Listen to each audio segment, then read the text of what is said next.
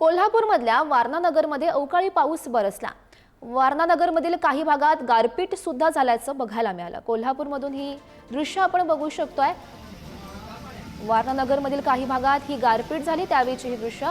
अवकाळी पावसाचा तडाखा हा कोल्हापूरमधल्या वारणानगरमध्ये बसल्याचं बघायला मिळालं। काही ठिकाणी गारपीटही झाली आणि त्याची गारपीटीची ही दृश्य आपण बघू शकतो।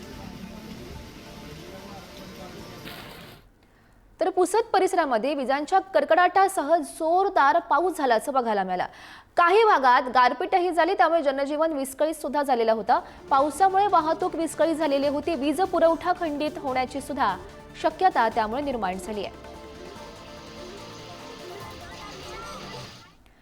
तर नाशिकमधील अनेक भागांना अवकाळी पावसाचा सुद्धा तडाखा बसलाय। नरडाणा, मंदुर्णे, कळवाडीसह परिसरात अवकाळी पाऊस बरसला।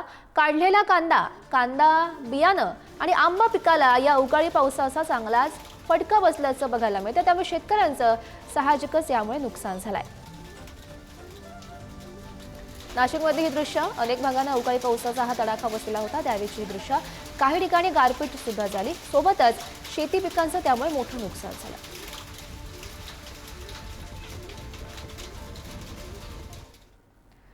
तर बीडच्या केज तालुक्यातील चिंचोली माळी परिसरात वादळी वाऱ्यासह पावसानं हजेरी लावली आणि याच वेळी काही भागात गारपीट सुद्धा झाली। तर दुसरीकडे माजलगाव तालुक्यात वादळी वारा सुटल्यानं पिकांचं सुद्धा मोठं नुकसान झालंय।